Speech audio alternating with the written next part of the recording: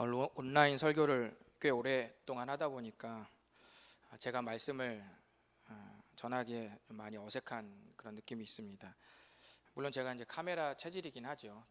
카메라 있다고 해서 딱히 크게 불편하거나 좀 어려운 점은 없지만은 그래도 소중한 다사교 가족들을 직접 보고 하는 것하고 이렇게 서로 나뉘어져서 하는 것하고는 많이 차이가 있겠죠.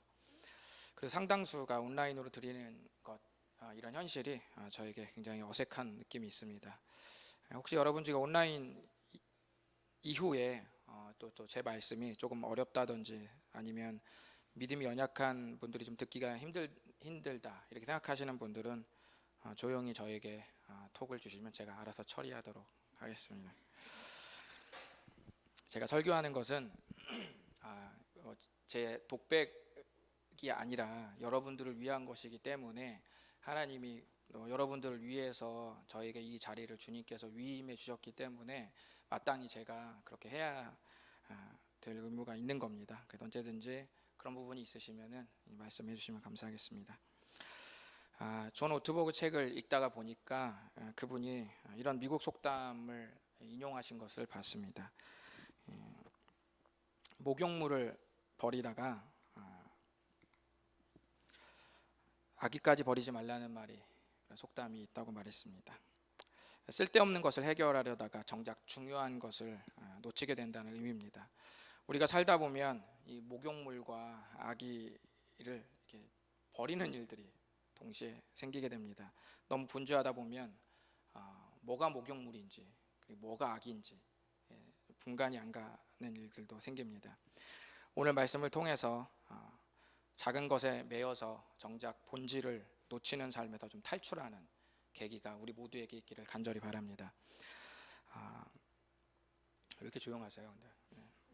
1차 선교여행을 다녀온 이 바나바와 바울은 이 마가라는 제자를 2차 선교여행에 합류할 것인가를 놓고 격렬하게 갈등하다가 결국 이 둘은 갈라서게 됐습니다.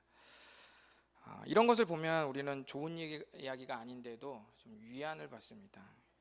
우리만 그러는 게 아니구나, 나만 피 터지게 싸우는 게 아니구나 라는 안도감이 좀 들기도 합니다. 때때로 성경 속에 완벽한 이야기보다는 열악한 이야기, 실수한 이야기, 히어로들의 흑역사가 격려와 공감을 만들어내기도 합니다. 서로의 갈등으로 바나바는 마가를 데리고 구브로라는 섬으로 갔고 바울은 신라라는 아주 탁월한 일꾼을 데리고 갈라디아 지역을 향해 출발했습니다. 한번 1절을 읽어보실까요? 시작. 바울이 더베와 루스드라에도 이름에 거기 디모데라 하는 제자가 있으니 그 어머니는 믿는 유대 여자요 아버지는 헬라인이라. 아멘. 마침내 바울이 이끄는 2차 선교 여행팀이 갈라디아 지역에 도착했습니다. 지도에 보시면 어디였어요? 여기 보이시죠? 경로가 보이시죠? 안디옥에서 2차 선교여행을 이끄는 바울의 선교팀이 이렇게 와서 길리기아랑 다소를 지나서 이렇게 더베라는 곳과 루스드라라는 곳을 차례로 이렇게 다시 재신방을 한 것이죠. 2절을 보니까 디모데의 신실한 믿음은 루스드라뿐 아니라 인근의 이고니온 지역까지 칭찬이 자자했다고 그렇게 말씀하고 있습니다. 확실한 것은 아니지만 아마도 디모데는 1차 선교여행 때의 아마 열매이지 않았을까, 그 가정이 그때 주님께 돌아오지 않았을까라고 생각합니다. 사도행전 16장 1절은 그의 어머니와 아버지를 소개하는데 어머니는 유대인이고 아버지는 헬라인이었다고 합니다. 그리스 사람이었다는 말입니다. 그는 혼혈이었지만 디모데는 신실한 믿음 안에 어머니를 통해서 유대인의 문화 그리고 아버지를 통해서 이방인의 문화, 이 둘을 동시에 품을 수 있는 몇 안 되는 제목감이었습니다.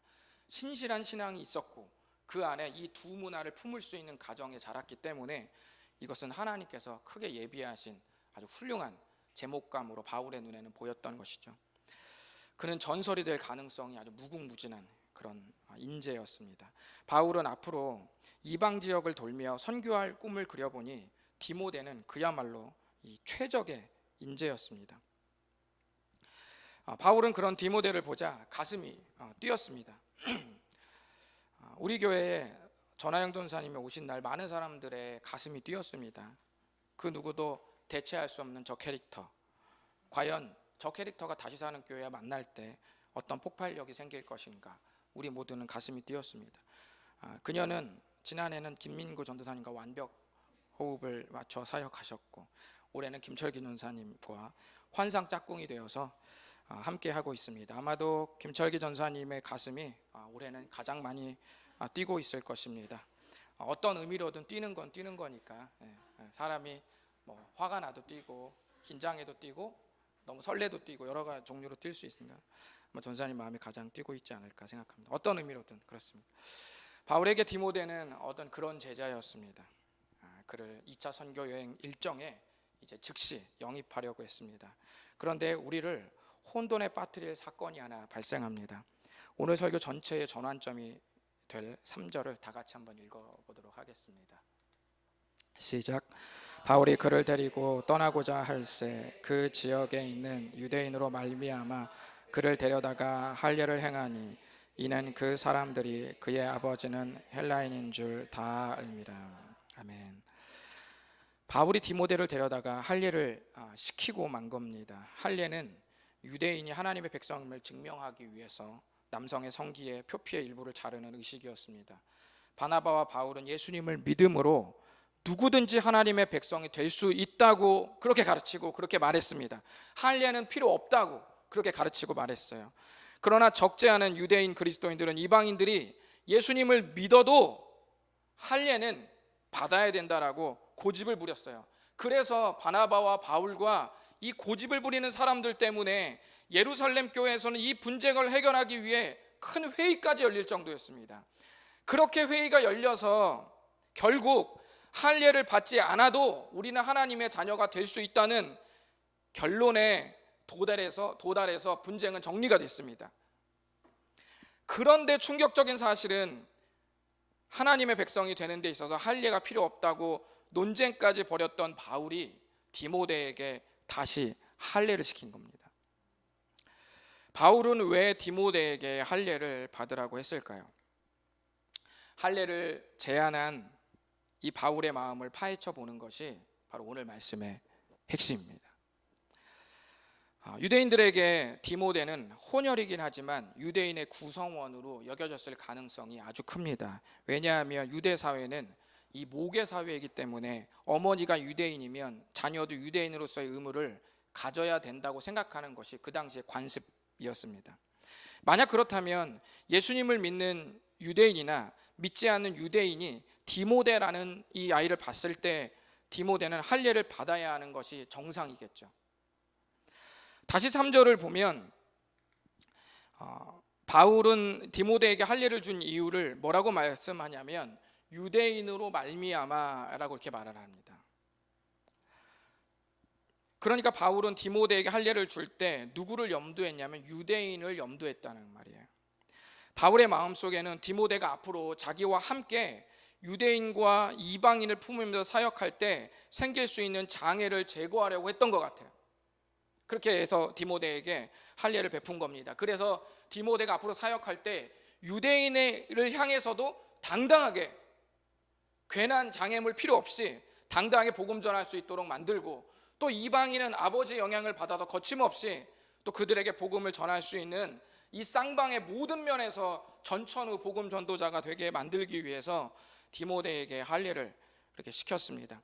성인이 된 후 할례를 받는 것은 대단히 고통스러운 것입니다.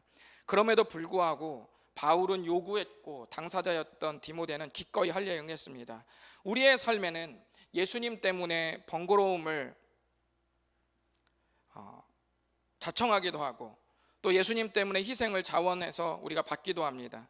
교역자님들 중에 직장을 교회 사역자로 함께 하면서 겸해서 이 섬기는 것도 육체적으로는 훨씬 고통스러운 것입니다. 교사 선생님들이 소그룹 또는 소그룹 리더가 그 직분을 맡기 위해서 추가적으로 그 직분을 맡았을 때 드려야 하는 시간은 번거로움을 자청해야 되는 것이고 희생을 자원한 셈이 되는 것입니다. 디모데는 그처럼 예수님을 전해서 사람을 살리기 위한 일에 받지 않아도 되는 할례를 기꺼이 받기로 작정한 것입니다. 하나님의 백성이 되려고 받은 것이 아니라 예수님의 이름으로 사람을 살리는 삶을 위해서 기꺼이 이 할례를 받았다는 거예요. 바로 여기서 우리는 중요한 바울의 삶을 엿볼 수가 있습니다. 그것은 큰 것을 구하기 위해서 작은 것에 매이지 않는 삶을 바울은 살고 있다는 거예요. 또 그렇게 살기 위해서 애를 쓰고 있다는 것입니다. 바울이 디모데에게 할례를 줄 때 예상된 비난 같은 게 있었을 거예요. 아니, 당신은 지금까지 내내 예루살렘 총회까지 가가지고 그렇게 할례가 구원을 받는데 필요 없다고 피를 토하면서 그렇게 싸워놓고 왜 당신 제자에게는 왜 할례를 줍니까? 라는 질문을 얼마나 많이 받았을까요? 디모데를 만나기 이전에 바울에게는 제자 한 명이 더 있었는데 그 제자의 이름은 디도라는 제자가 있었습니다. 디도는 유대인은 아니었고 그리스인이었어요. 많은 유대인들은 바울에게 디모데에게 원했던 것처럼 디도에게도 할례를 시켜야 한다고 압박했습니다. 바울이 디도에게 할례를 주었을까요? 안 주었을까요? 여러분 생각에는 어떠세요? 디모데는 할례를 받게 했는데 디도에게는 어땠을까요? 그 말씀이 갈라디아서 2장 3절에 있습니다. 한번 읽어보실까요? 시작. 그러나 나와 함께 있는 헬라인 디도까지도 억지로 할례를 받게 하지 아니하였으니. 바울은 디도라는 제자에게는 할례를 받지 않도록 기꺼이 말렸습니다. 왜냐하면 그는 이방인이었기 때문에 할례로부터 자유롭게 해줘야만 했습니다. 하지만 디모데는 좀 달랐어요. 그가 유대인인 것, 또 그리고 훗날 자기가 이방 지역을 방문하면서 유대인과 이방인을 두루 사역해야 하는 독특한 삶에 그 자신이 헌신해야 하는 그런 사람으로서는 할례를 받는 것이 복음을 전하는데, 또 그가 헌신한 그 독특한 삶의 자리에 더 유리했기 때문에 그는 기꺼이 받았습니다. 바울은 복음을 위해 할례를 받기도 하고 바울은 복음을 위해 할례를 받지 않게 하기도 했습니다. 예수님을 믿는 절대적인 신앙을 가지고 절대적이지 않은 상황들에 자유했어요. 이것이 오늘날 우리들의 삶에 필요합니다. 여기에 비밀이 하나 있습니다. 그것은 매이지 않기 위해서 누군가 매인 삶을 살았다는 거예요. 디모데가 할례를 받지 않아도 되지만 할례를 받는 것에 자발적으로 매였다는 것을 여러분 기억하십시오. 직장과 교역자를 겸해서 하는 사람이 있다면 그 사람은 두 가지 일에 자발적으로 스스로 매였다는 것을 여러분 기억하셔야 됩니다. 누군가 교회 학생부 교사로 헌신하기로 했다면 그 사람은 자발적으로 교사의 일정에 매이게 되는 거예요. 2시 30분에 예배를 드려야 되는 것이고 회의에 참석해야 되고, 지금은 불가능한 얘기지만 수련회를 위해서 직장인은 여름 휴가를 반납해야만 되는 겁니다. 주일학교 교사가 된다면 11시 예배 후에 코로나 시대에 맞춰 더 부지런히 시간을 내야지만 아이들을 믿음으로 키워낼 수 있는 겁니다. 목사님, 매이지 말라면서요. 이 삶의 비밀은 예수님 안에서 자원하고 자발적인 매임은 강제적인 것이 아니라는 것이 아주 중요한 거예요. 육아를 하는 엄마가 아이를 향해서 방대한 시간을 쏟아붓는데 그것을 낭비라거나 후회라고 생각하시는 분 계세요? 내가 만약 이때로 돌아간다면, 내가 만약 아이를 낳은 지 얼마 안 된 그때로 돌아간다면 아이 방치하고 내가 하고 싶은 걸 마음대로 하겠어, 이렇게 생각하는 엄마가 누가 있겠어요? 있나? 저희 교회에서 구성원이 대부분 할아버지 할머니라면 저는 모든 예배와 신방에 양복을 입었을 것입니다. 율법처럼 적용하면서 양복을 입었을 거예요. 만약 제가 술을 마시는 것에 대해서 제가 스스로 관대한 견해를 가지고 있더라도 저는 함부로 술을 마시지 않을 것입니다. 미래에 태어난다면 상황이 바뀌면 어떨는지 모르겠지만 적어도 지금 이 시대에 제가 술에 관대하다고 할지라도 저는 술을 마시지 않을 거예요. 디모데가 할례를 받은 것처럼 저도 율법적으로 금주를 할 것입니다. 왜냐하면 예수님을 믿고 살아야 할 사람들 중에는 다양한 기질과 성향의 사람들이 있기 때문입니다. 어떤 사람은 규율을 강조하는 그런 성도가 있을 수도 있는 것이고, 어떤 사람은 매우 보수적인 성향을 가진 그런 성향을 신앙에 적용하는 성도가 있을 수도 있는 거예요. 아니면 신앙이 연약한 분들 중에는 음주의 불쾌함을 가지고 있는 분들이 있을 수도 있습니다. 저는 웬만하면 품을 수 있는 데까지는 다 품어보려고 노력할 거예요. 저뿐만 아니라 여러분이 목회자가 된다 하더라도 아마 제 위치에 있다면 여러분은 그렇게 할 겁니다. 그런데 신기한 것은 제가 뭔가에 매였다고 제 스스로 생각하지 않는다는 거예요. 제 마음속에 술에 대한 관대함이 있어도 제가 술을 먹지 않는 것에 대해서, 음주하는 것에 제 안에 아무런 장애가 없다는 거예요. 아무런 불편함이 없고 아무런 제약을 받는다는 느낌을 제가 별로 갖지 않는다는 것입니다. 우리 교역자님들도 마찬가지일 것입니다. 직장을 겸하면서 사역을 한다고 하더라도 그것이 불행하거나 답답하세요? 막 뛰쳐나가고 싶을 만큼 답답하십니까? 아마 그렇지 않을 거예요. 왜냐하면 그 모든 삶이 예수님 안에서 기쁘게 선택한 삶이기 때문입니다. 이것이 거룩한 삶을 위해 작은 것들에 매이지 않는 삶입니다. 사랑으로 매인 삶은 행복이 되는 겁니다. 바울은 복음을 위해 어떤 사람은 할례를 받게 하고, 또 복음을 위해 어떤 사람은 결코 할례를 받지 않도록 힘쓰는 이 자유한 삶으로 평생 살아갔습니다. 훗날 그가 사역하다가 고린도라는 지역의 교회에 이런 문제가 하나 생겼어요. 우상의 제물을 먹어야 하느냐 먹지 말아야 하느냐를 두고 교회에 적지 않은 분쟁들이 오고 갔습니다. 오늘날도 이런 질문들이 많이 존재해요. 목사님, 해야 돼요, 이거는 말아야 돼요. 목사님, 이건 먹어야 돼요, 이거는 먹지 말아야 돼요. 아마 그 시대 때도 이 우상의 제물을 두고 이거 먹어야 돼요, 먹지 말아야 돼요, 거룩한 삶을 위해 이걸 어떻게 해야 돼요? 라고 끊임없이 물었던 것 같아요. 이것이 적지 않은 분쟁으로 번지기 시작했습니다. 고린도 교회를 향해서 바울은 이렇게 말씀을 했습니다. 쉬운 성경으로 띄워드리는, 우리 다 같이 한번 읽어보실까요? 시작. 그러나 우리를 하나님께 가까이 나아가게 하는 것은 음식이 아닙니다.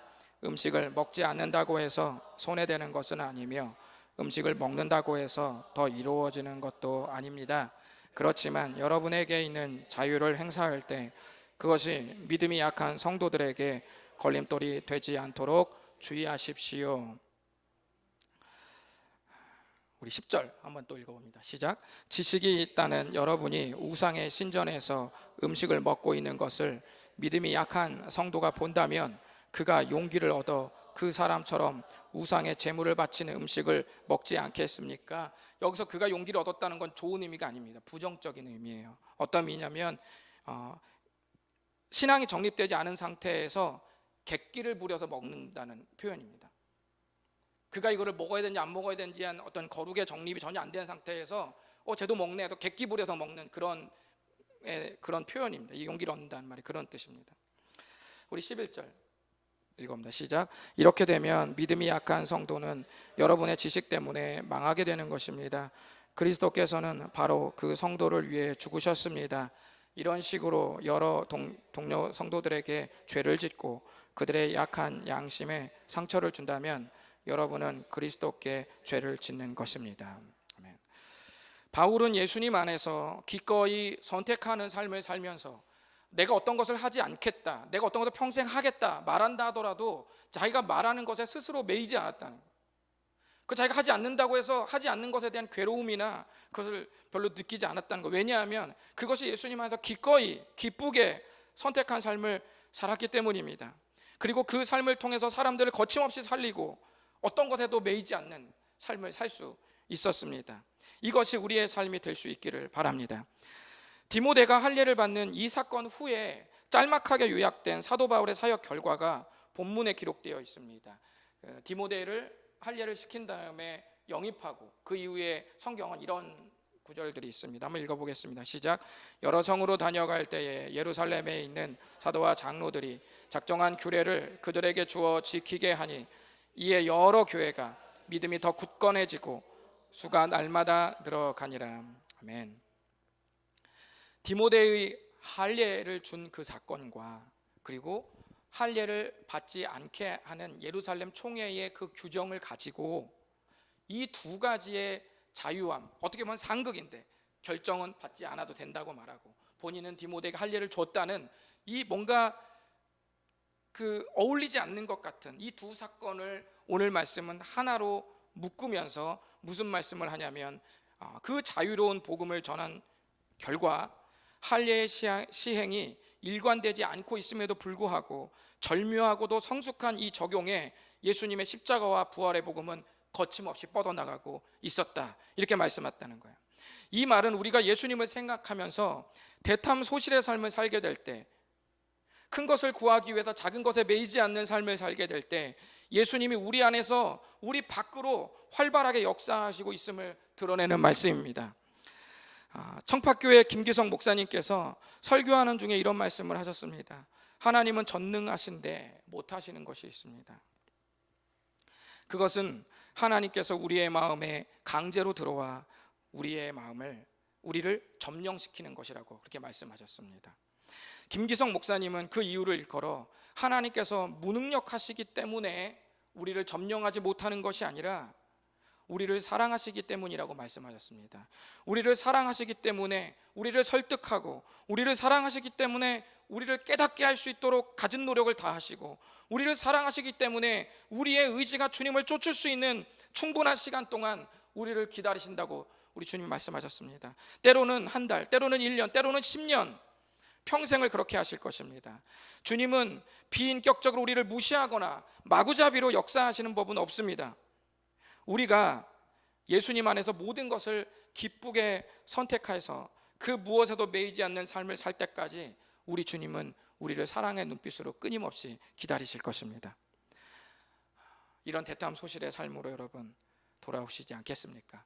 여러분 모두가 사도 바울과 같은 무언가를 하든 무언가를 하지 않든 그 무엇에도 매이지 않고 예수님 안에서 기쁘게 그 자유를 누리면서 선택하는 그런 하나님의 모든 사람들이 되시기를 간절히 바랍니다.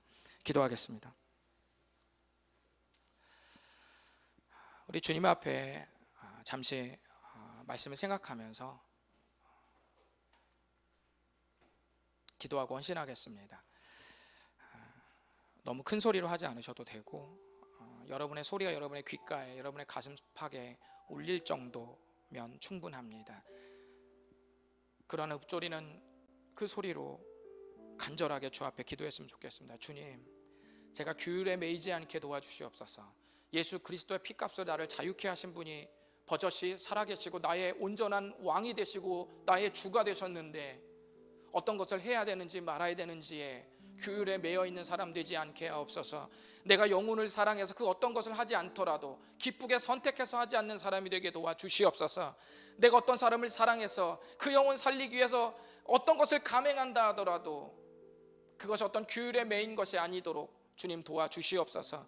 이후에 나의 모든 삶이 나를 구원하신 그 예수님 안에서 또 그 복음 안에서 자유롭게 내가 무엇을 금지하든 금지하지 않든 완전한 자유를 누리며 기쁘게 이 세상을 헤쳐나가는 하나님의 사람이 되게 하여 주시옵소서. 우리 다 같이 헌신하면서 주님 앞에 기도하시겠습니다.